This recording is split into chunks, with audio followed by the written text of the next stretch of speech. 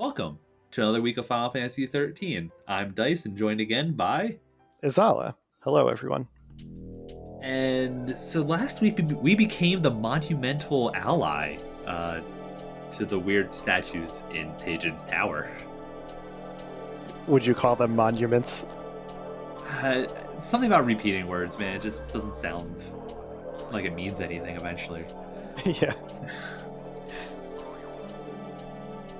But yeah, I think that because we got that title, we're pretty much done with Teijin's Tower, at least from what the main story considers. But we got a little bit of a cleanup to do, I think. I'm wondering if we get to, see how the tower's like broken in the background. Do we get to ride that down like a slide? Now that we're done.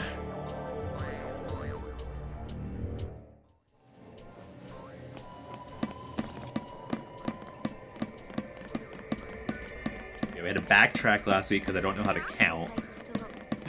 24 comes after 26. Crazy.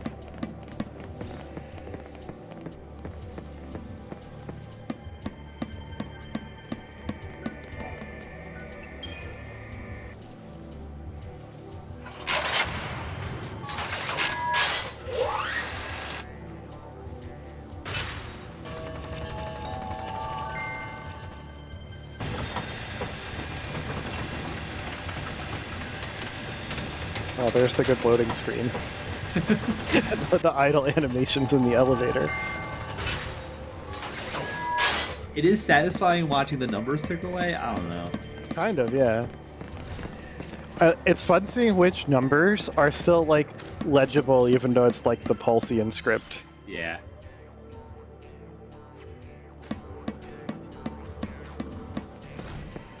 We're just gonna apparently avoid every combat on our way to this critical path marker too.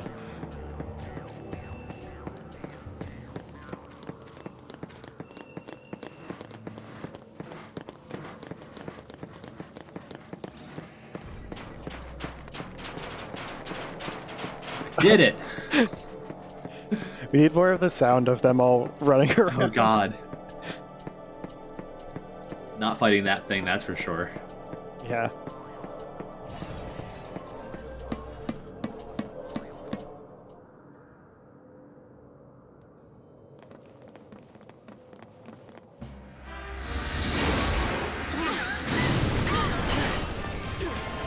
Pick on something your own size. My bad.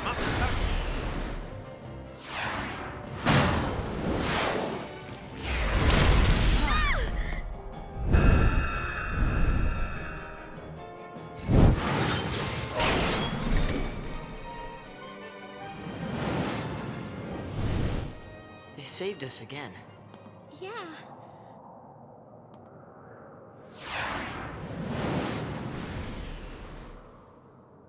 Huh. You want to help us? No. I don't think they wanted to. They told you to leave as soon as you got in. Right. I mean, I was walking there, I think. Oh, he's gone. Thanks for your help pointing the only Let's just direction count we our could go. blessings. The way's clear. Right.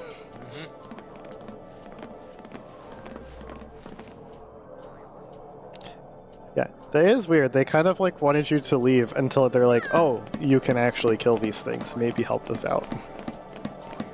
Well, the things on the ground floor, we didn't do any quests for them.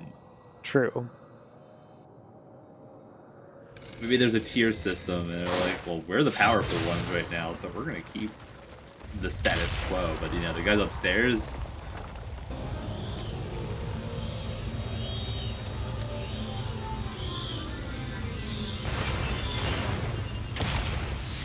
It's more of the same music track on the wall. It wouldn't be a leaf motif, though, right? Hurry up. If it's just repeating, I don't think so.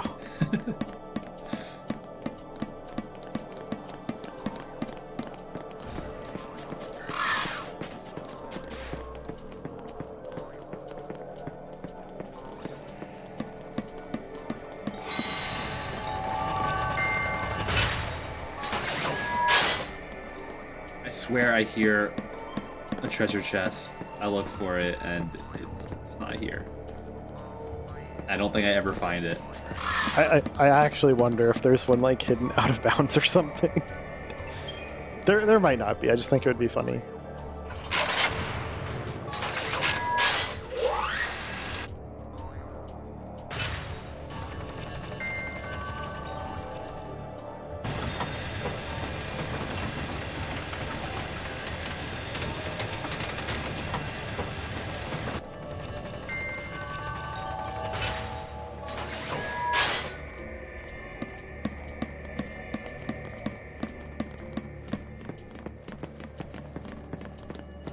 Over here.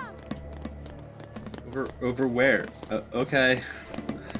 Again, the place I was going.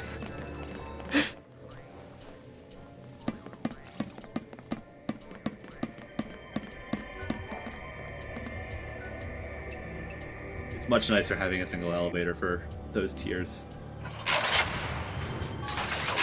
You didn't enjoy running between elevators?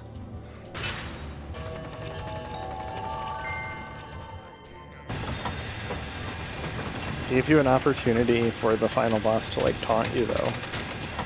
Yay!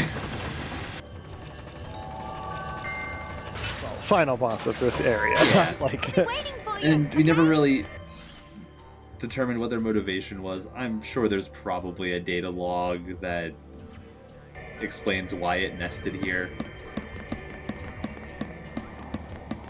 I think the data log explains like what their mission was, Okay. which is just like more or less searching the sky.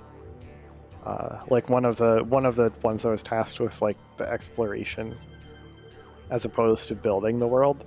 I guess that makes sense because we scared it from the place in the Masif area.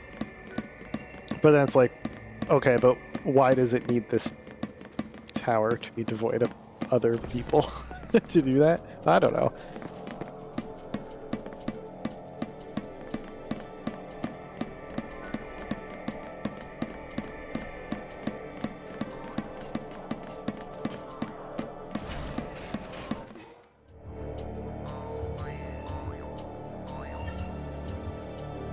It's a vampire. We fought a lot of these, and we're going to continue fighting them. It's weird that we've spent so long like not fighting Seath, and then this section of the tower is Seath, and then Here.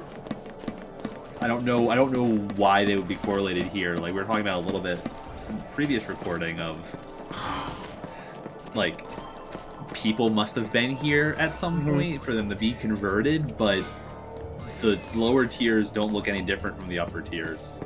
Right. And I think we said it was like probably just part of the whole like, well, they kind of just went crazy and turned everyone into a Lizzie for a while, but yeah. Purpose of this tower? Nobody knows. So why they would be in here? Don't really know. We've been in chapter 11 fighting the fauna for a while, so they're like, okay, change Yeah. of enemy type.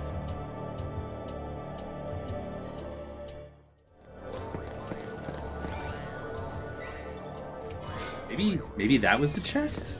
We've been close enough to the tier we were on. I think we were on 5. Maybe we were on 4 though. And there's no way.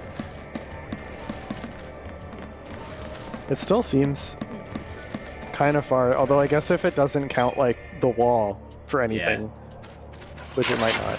It definitely doesn't count the wall for any kind of dampening, but I don't know if it's vertical or purely horizontal for the audio.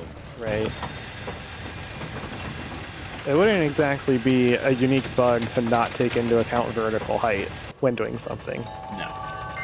Lots of 3D games, especially the earlier ones, like kind of forgot about that third I mean, dimension. it's a lot easier to do 2D arithmetic than it is. Right. But, large opening space at the top of the tower. Yeah, this is going to be a boss fight. So we're just gonna, spend what Crystarium we managed to accumulate. 100,000 something. That makes some decent progress. but not finish off Ravager. I feel like you commonly come up just short of getting like the roll levels. It's weird, right? Also, we Yeah. maxed out some. We upgraded our Whistlewind Scarf to Aurora Scarf, and we also upgraded our Diamond Bangle. The Aurora Scarf gives us full ATB at the start of combat. Less useful on. I mean, using Vanille as a Saboteur, it lets her put a debuff out. The real pinnacle is somebody that can cast Haste. Yes. I know we talk about haste a lot, but it's because it's literally a game changer. Yeah, there's a weird, like the music track is here too. Well, that must be where the tower collapsed. Yeah, it's a good thing that they left it in the final rotation before it fell down, though, right? Yeah. Yeah, the only shroud we have is a TP gain. It's helpful. I'm just not willing to use my last one. It's the elixir of this game, basically. Yeah. Since MP is not really a thing, I don't know if we may have mentioned that way back at the beginning. But Yeah, everything is just driven by ATB, so it's just time based, which again is why haste is amazing.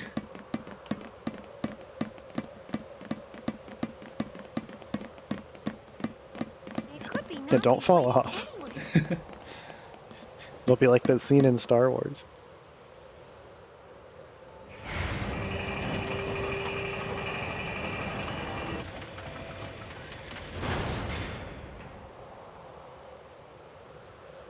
Uh-huh. Was that the Pulse logo on the elevator? Oh, maybe.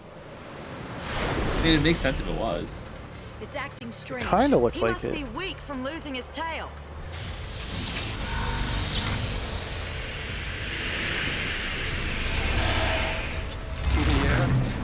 That was not a transformation I was expecting. He's bluffing to scare us off. Let's just go with that, all right? I was expecting him to like get his Come tail on, back the we first can time do this. around.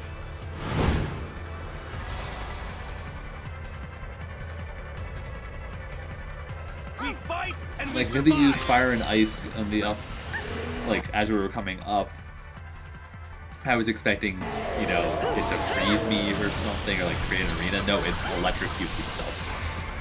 Yeah.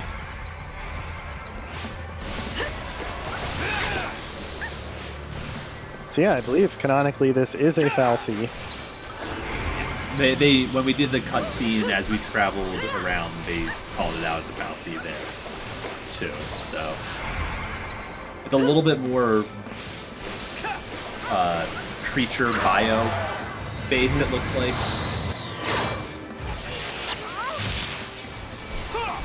Whatever that was, hurt.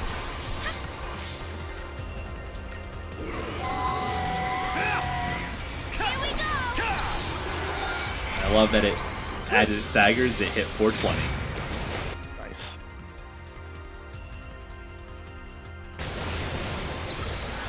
I got an idea.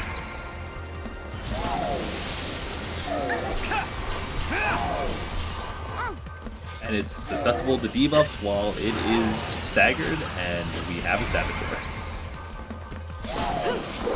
I think in Peril works particularly well because I think when you Librid him, he's like strong against physical attacks, so they don't do as much.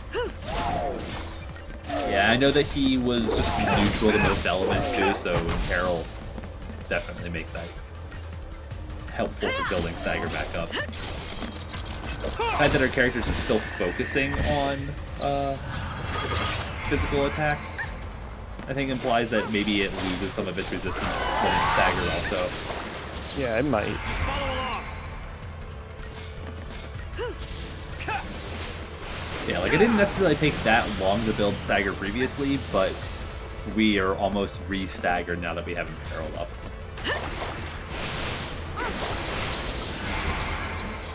Yeah. You would think a fal'Cie would be more resistant to that since they're supposed to be, you know, really powerful and everything, but it had an opportunity to do a single ability, and that was give itself faith, and we didn't see the consequence of that.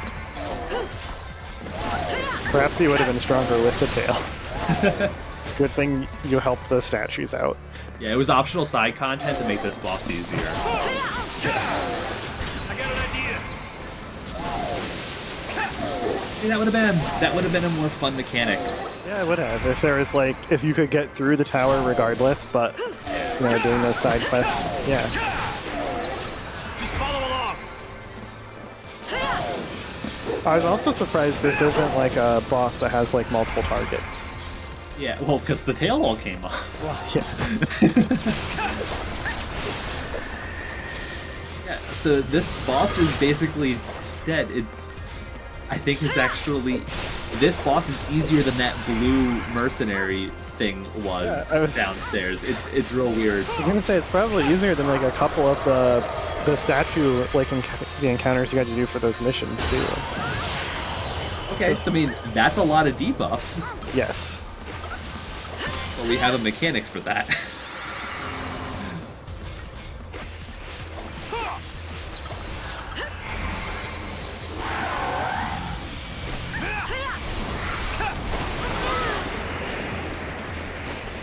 This is fine. This is nothing wrong here. I was trying to determine if I should probably heal or res Vanille, and then I looked at the HP bar and was like, yeah, that's not worthwhile. And then he wasted his time doing Faith again, so.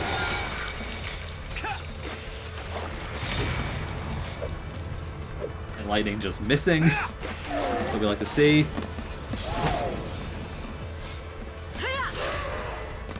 And Falsey gone. 4 stars though. So close.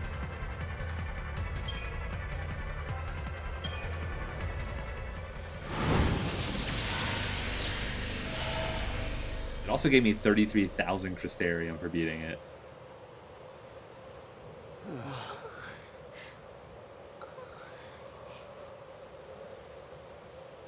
Look! Nice. So that was a dead man's switch. Yeah. Yeah, there's a little bit of the pulse He's saying thanks. eye in the middle of the platform there. At last, we are free. We go now to hunt down evil where it hides. So I guess that means there are still more monsters like that one out there. Sounds like it. Somewhere out there on Grand Pulse. Gone just like that. For a big hunk of rock, that thing sure can move. Guess they're just doing what they can too. Trying to save the world. Yeah, well, it's not all on them. Last time I checked, we are still in this fight. Ereba's right down there then, isn't it? Yep. So what's it like? Well, it's kind of small, but it's warm and green and very naturey. Around the Foul Sea, it was flowers as far as you could see, huh? View from here? Ain't so rosy, I'm sorry to say. You want to wait here? No. I need to see for myself.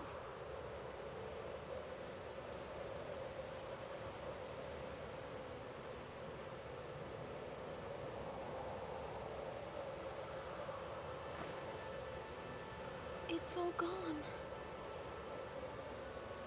Every trace of color. We're chasing shadows. This whole idea of losing our brands is hopeless. There's gotta be a way. Let's keep on looking. That's what we came here for. We all agreed, and now we're here. You think? You think it's really possible? Sure, anything is.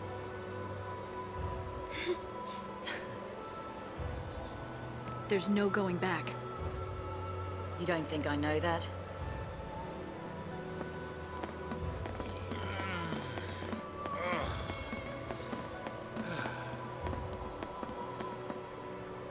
Come on.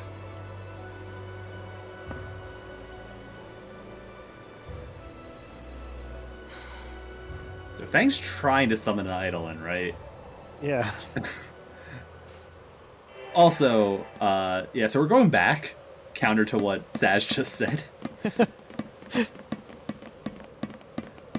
We have a seed stone here that we just can't leave a stone unturned like this. Leave no Seath stone unturned. What?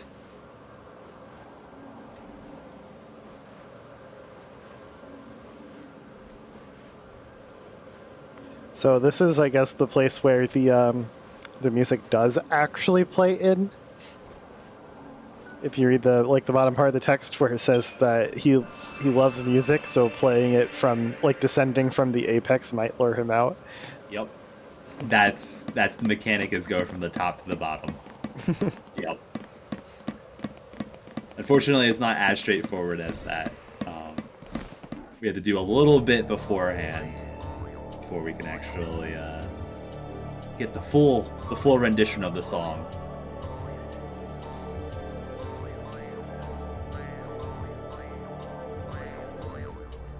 And I was wondering when I saw that area.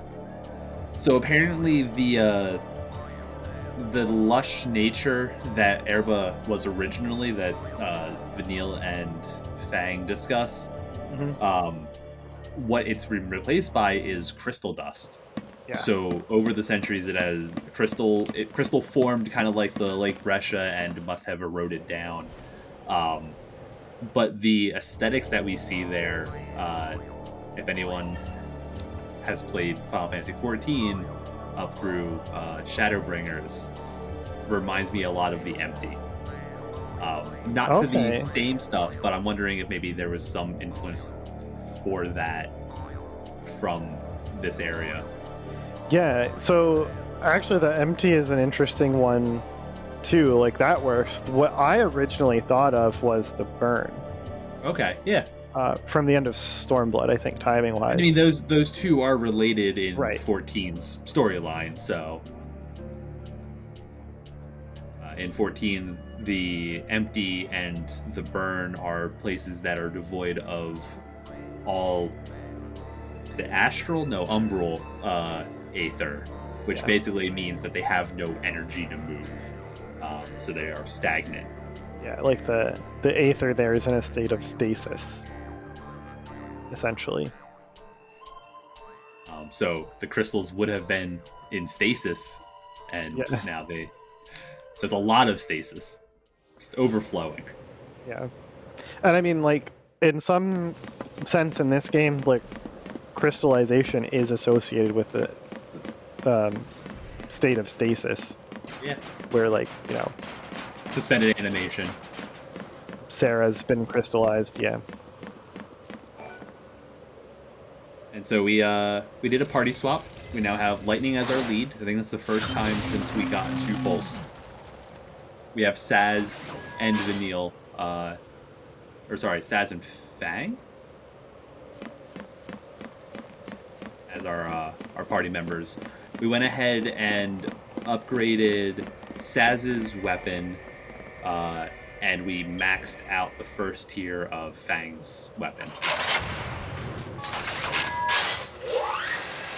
So not super powerful, but we went from something like 12 strength on Saz to like 120 or something. With what money we have, the weapon upgrades, I think, are starting to get to the point where they expect us to have engaged with that system at least somewhat. So Lightning is no longer as ridiculously overpowered as she was.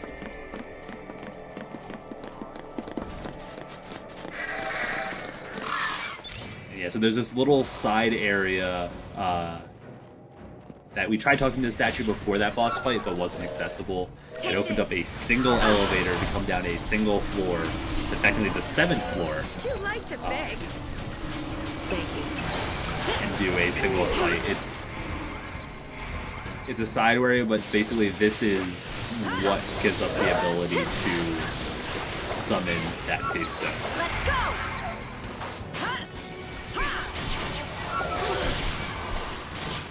So another special purpose elevator. Yes.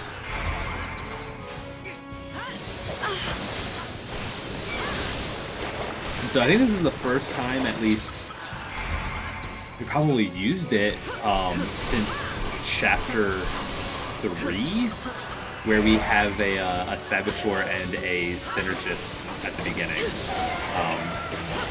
We maxed out Fang's current Saboteur rank. I think that the Neil Saboteur abilities are more useful, but I mean, slow is definitely helpful when it does work. And eventually, like right before the end of her tier, Fang does get the protected deep shell. Yeah. I don't think... Does she have Imperil yet? She does not. Yeah, that is, I think, the big thing that sets Vanilla apart from the Saboteur point of view.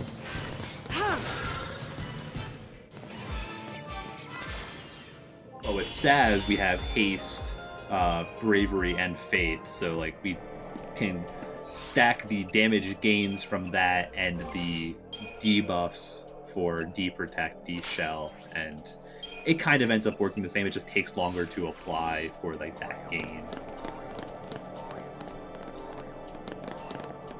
I have to stare at this guy's crotch. Yeah.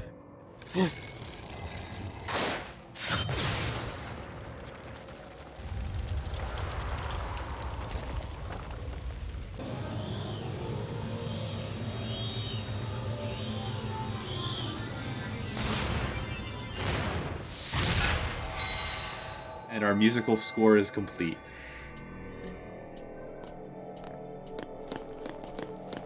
So he didn't even give you another mission, just getting to him was enough. Yeah. Well, because they expect you to have grabbed the Seed Stone there, and you can only have one Seed Stone active at a time. I will say the first time I wandered through, I did miss that until I went down and it didn't activate. I was like, what? And then I had to go all the way back up. And then I noticed the statue. I just forgot that there was a statue that didn't activate, even though I put the icon on the map.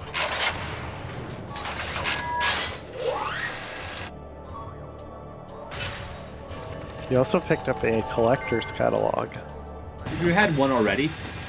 We got that from one of the Seed Stones out where we fought Hope's Eidolon. But they do stack, so I'm not complaining about that. And let's just say that we need to do some optimization for this Mark fight. Guess we get to hear the full song. Or not really, because we'll just be in the elevator.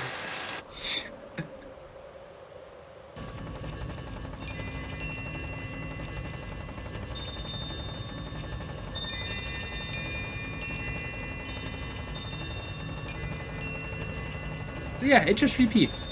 It does sound different though, because it's more wind chimey. Yeah.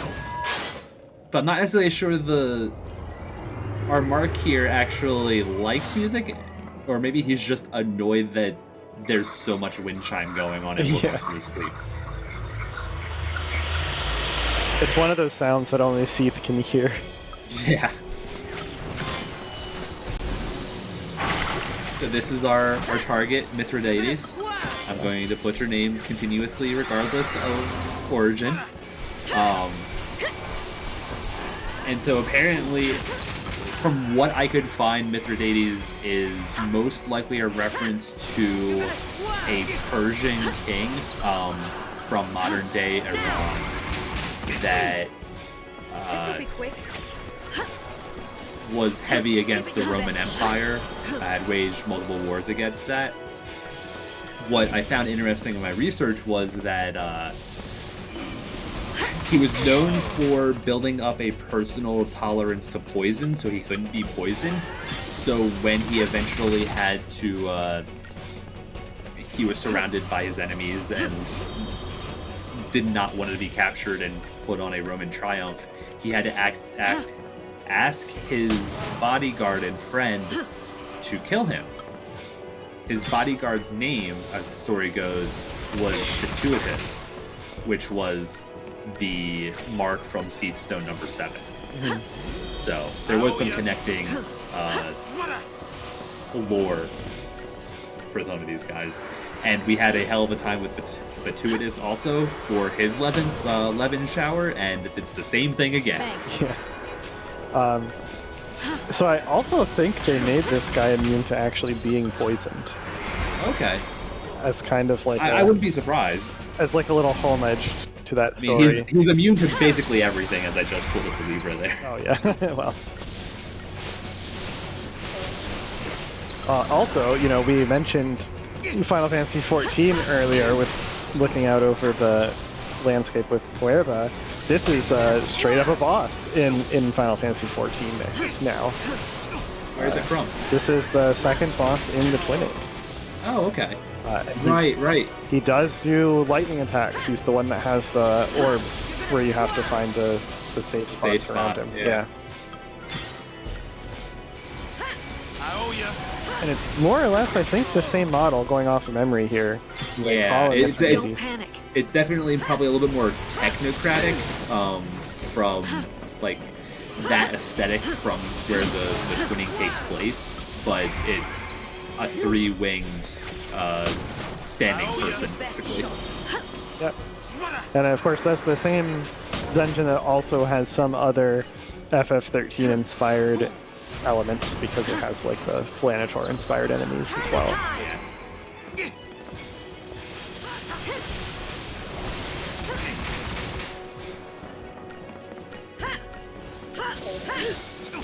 But yeah, the biggest trouble with this fight is Saz has the elemental defense for lightning. That's great. He doesn't know to use it until you Libra, or you get attacked by the Levin Bolt the first time. I don't know if I'm approaching this fight earlier than I'm supposed to or not, because without the defense ring that I put on, basically lightning would just always die. So I had to immediately Libra and hope that Saz would get his defense out before the first Levin Bolt, otherwise it was just a dead fight.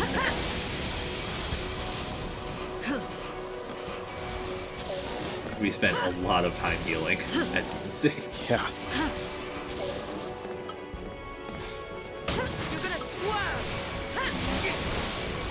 On the plus side, you do actually have haste this time. Yes. This'll be quick. Shoot your best shot. Yeah, I want to say that the lightning debuff from Saz is like a 50% damage reduction from that, and then I have a 25% damage reduction from the ring, and they're still hitting me for 200 something per hit, and it hits multiple times randomly depending on how many enemies or how many of them are still alive. Yeah. And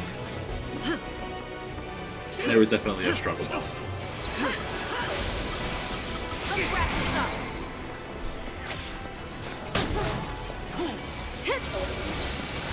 Turn the tide. You're gonna squirt. Not having Imperil means that it takes longer to stagger it. It's definitely...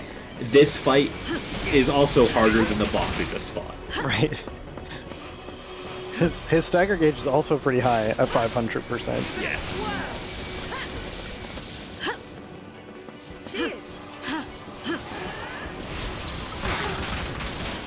You got that heal off just in time, it seems. So often.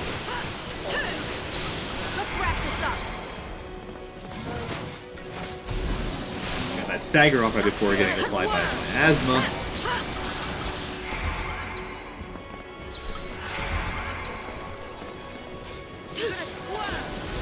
And unfortunately, stagger does not interrupt Levin Bolt. Of course not. I think we're in nuke territory at this point. As long as he doesn't do it again. Yeah, more than enough time, but a significantly harder fight.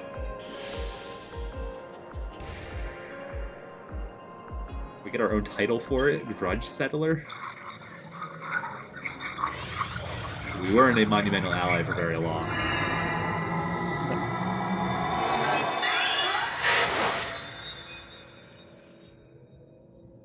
That's an interesting cutscene. Sure, it won't have any effect later on. What are the chances?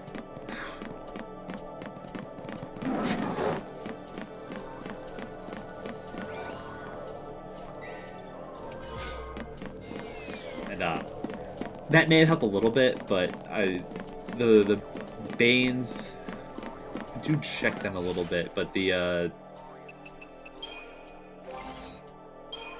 structured a little weird. Resetting the lightning resist items that I had on. We're actually balancing lightning. I don't necessarily know if that's the best play, but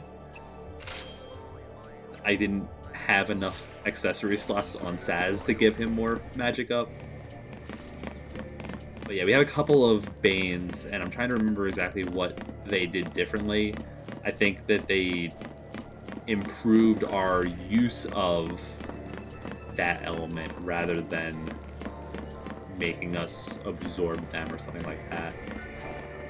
Or maybe it was absorbed. I think there's maybe a chance of absorption is what the Bane elements are. I do not remember. I remember it being a little weird because it wasn't guaranteed, whatever it was.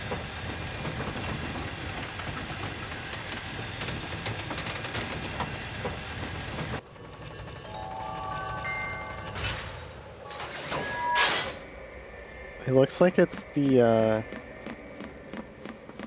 charm items that actually will absorb it.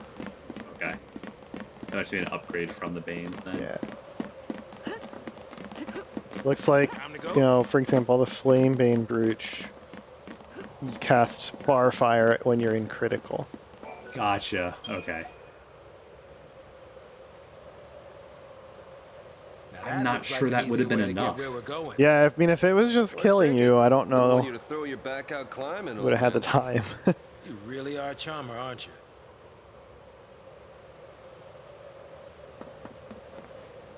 I think those are only once per battle too, aren't they? Or something weird like that. They might be, yeah. Also, I'm glad the elevator adapted to going. Oh, okay. Yeah, yeah. Luckily, that was a direct path because I don't know how you would steer a single. Yeah. Lean to the side for it to turn. Yeah. This is particularly why I said the burn was kind of like the entrance into here. Going through the like rocks really reminded me of the beginning of that dungeon. I do really like the aesthetics of the music here too, Yes. and how they put Cocoon pretty central in the sky. Yeah. The song on the OST is actually called Dust to Dust as well, so the title there, I'm assuming, is referencing all the I believe that's also the name of this active chapter of the story, it might too. be.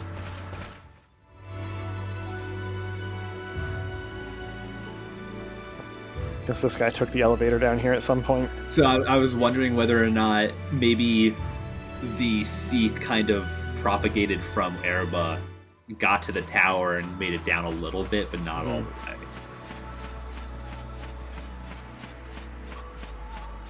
Or if like Fang and Vanille knew about the tower and like they were aware that that was their path through, that maybe there were some settlements there. Yeah. Like it was a trading outpost or something. And it did seem like they knew it was the path forward. I think one of them even commented like it's the only way to get there or something like that. Yeah.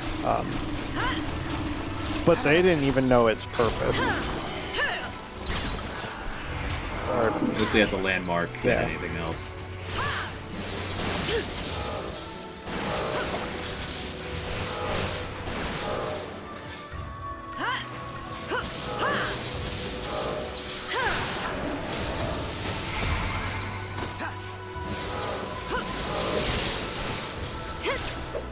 So because I'm starting most of the combats with Saz as Synergist for the haste and Fang as Saboteur, I kind of wish I could change her priority system for which debuff she tries to put slow up kind of as the counterpoint to how Saz puts haste up, which is fine, but for the most part, that doesn't help me do the combat faster.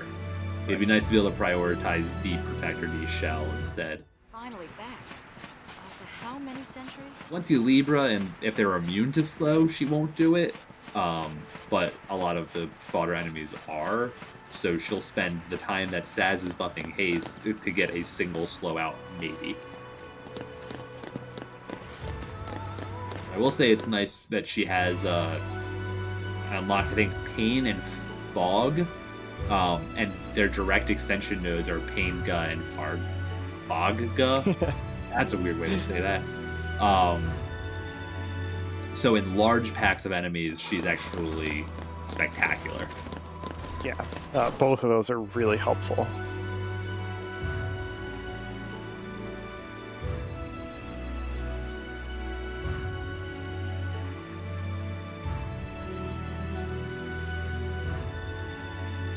Is Cocoon more visible in this guy here?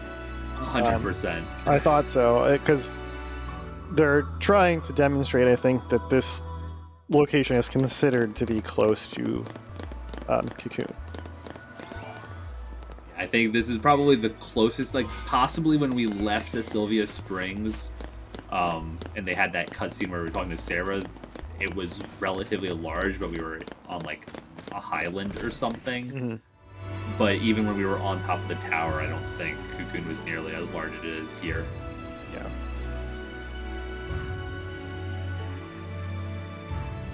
Is Cocoon in atmosphere of Pulse? Do we even really know? That's a great question. I don't know if we really know in particular, because I think at some points it's been colloquially called a moon, but I don't really think it's as far away as like a moon, considering that they were able to kind of like fly down. Yeah, and it's also very, like, it's tidally locked because it seems like it has like a fixed location. Right. I mean, technically we don't even know if like does the planet Pulsazon even rotate technically. Yeah. I don't think that's expanded on at all, but yeah, TLDR, I think it is in the atmosphere, or what would What do be. you mean witches' owls? All of them. They're all owls. Yep. Everyone in the village lived together. One big happy family? One heck of a lot of places to hang your hat.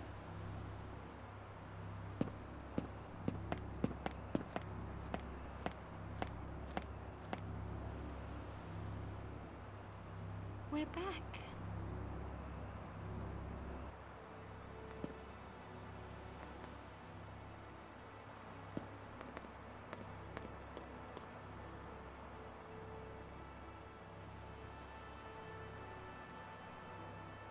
Yeah, there's something just tranquil about the aesthetics of Erba.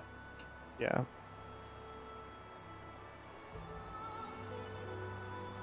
Has that whole like post-apocalyptic vibe So, too. You want to take a look At around? the same time. We'd better. Gotta find something to help us lose these brands. That's not the only reason we're here. You're finally home. Make the most of it.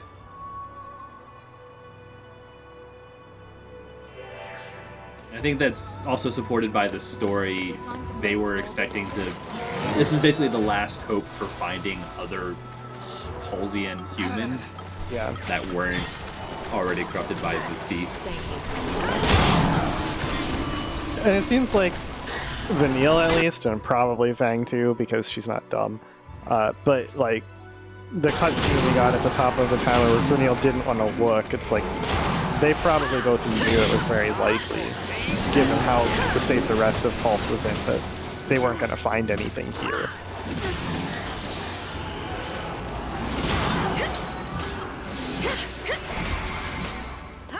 And indeed they don't. I mean, but it's kind of the same deal where like it's not because it's destroyed, it's just that all of the people are gone.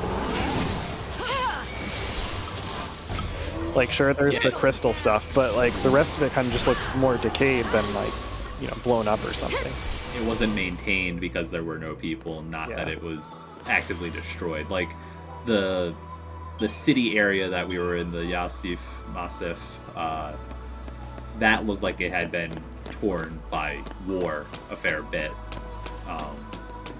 Buildings basically completely crumbled, whereas these, as demonstrated here, we can walk into these buildings, we can still find artifacts of the humans that were here. Yeah. Like a chocobo doll. Very cute.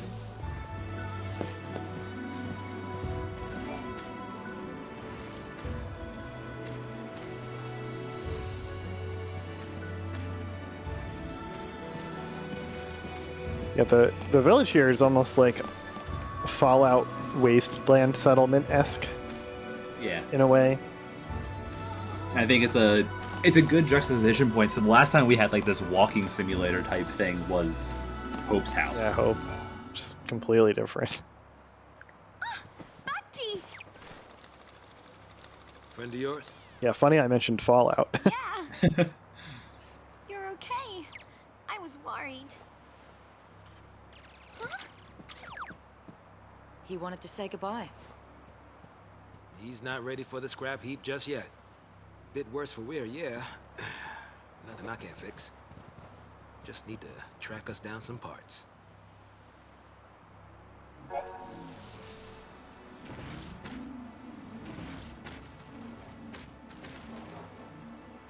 So Sash just knows how to fix this robot, Yeah, he was But- a pilot. but everything that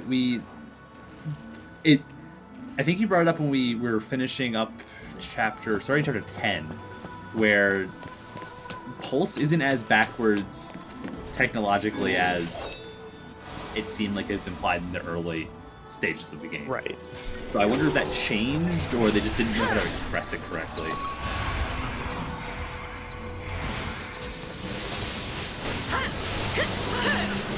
The big thing is, so they had that robot there centuries ago, however long they had been in crystal stasis, basically. Yeah, like, It would have been from before the War of Transgression. Roughly 600 years Yeah, or right, so. right. And like, so Pulse has continuously demonstrated like essentially modern, from our perspective, like technology for the most part, and some advanced technologies like a robot butler. Yeah. And I mean, Cocoon has the whole anti-gravity or antimatter system stuff. But 600 years ago, they may not have. Right, yeah. They certainly didn't. We don't see anything that advanced here. I wonder if at one point there was actually good communication. If it's we've always been at a war with Eurasia, Right. or whatever the 1984 quote specifically is. I mean, we know that like Cocoon's government like basically spread a lot of crap about Pulse that wasn't necessarily true because they tried to Oh, make yeah. people fear them. So If you let it go on long enough, this is yeah. the consequence of that. Yeah, and then they make it clear that like even beyond that, like beyond like the misinformation, like people just started to forget because as time went on, there was just fewer and fewer people that had ever even seen it, and then you start losing like the generational gaps there too, where eventually there is no people that had like relatives that had ever seen it. Yeah. That oral history being gone is just hard. Yeah.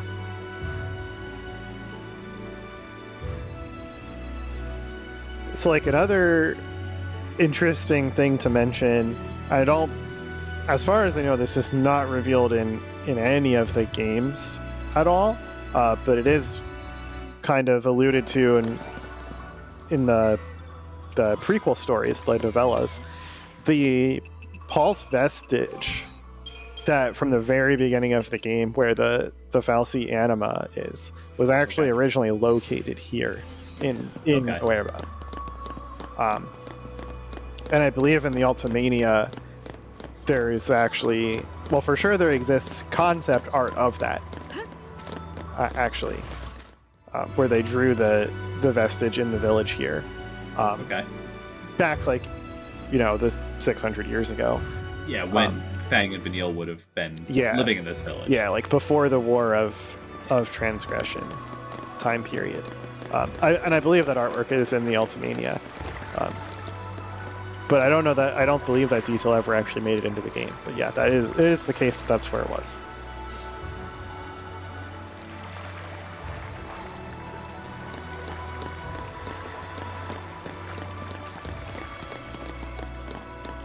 It makes sense because we don't really get we know that Fang and Vanille were in crystal stasis after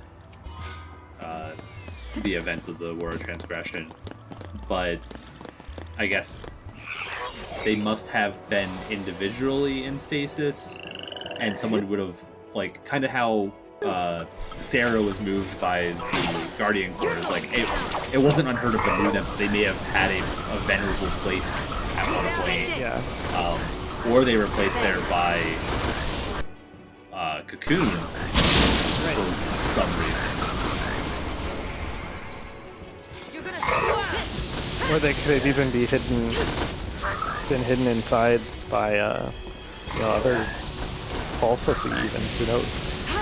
The reason why, at least the story that we're told for the reason why Anima was on Cocoon was that they were picking up the landmass to basically try to repair Cocoon. So they would have had to have turned into crystal, got placed into Anima, and then captured. So depending on how long it took Cocoon to kind of begin that repair process, they could have been venerated at that time. It's a little bit potentially of a weird timeline, but again, so many years ago. Right.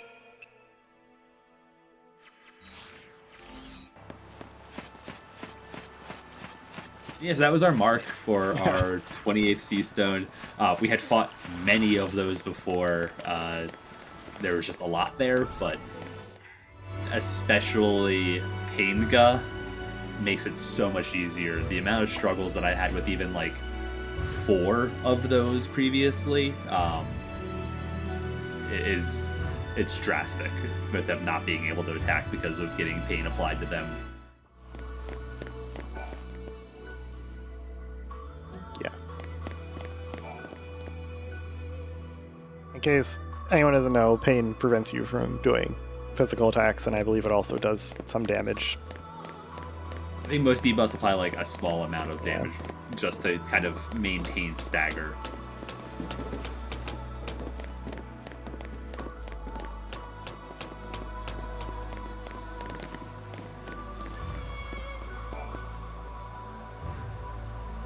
So there are still some isolated patches of greenery out here, so it's not like it's inhospitable. I mean, we also saw some fauna. So like it's not against life, just against humans.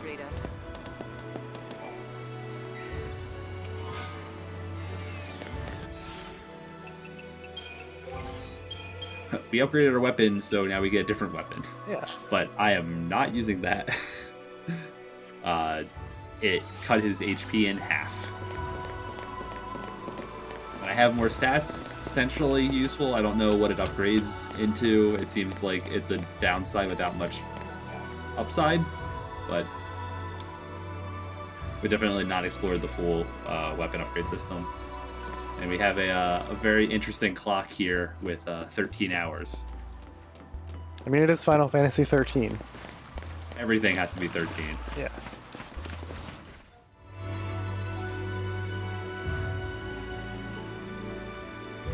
I think way back at the beginning we were discussing how time of day worked on Cocoon and whether or not it would apply to Pulse, and apparently it does. Yeah.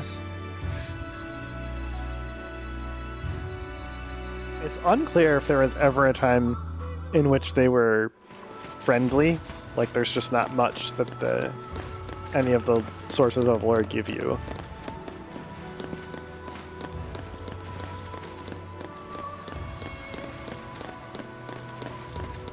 Because obviously, like, Cocoon being artificial could do whatever they wanted in terms of, like, a day-night cycle.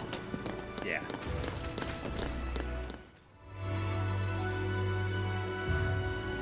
And in the game, we don't get like an origin story of like how that happened, whether or not there was obviously some amount of transport between them, because we had the I can't remember what they call it, some kind of gate that came down to Pulse. Yeah, I think they just called it a pulse gate or something like that. Maybe. So there was something to facilitate communication, but whether it was an isolationism thing or like an exploration thing, we really don't know. So this village seems to be dedicated as kind of like a train depot. We saw some larger buildings out in the dock. It's a little weird. What was the economic sense here? The structure seems like a lot more than like the number of beds we saw here. So like it was a pass-through area mostly. But that's our last piece for Bhakti.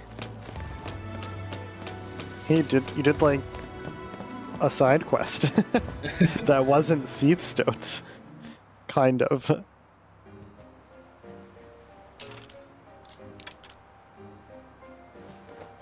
Hey, look who's back. Bhakti, thank goodness. Whew. You're a lifesaver, Saz. Nah, it was just a quick tune-up. Don't mention it.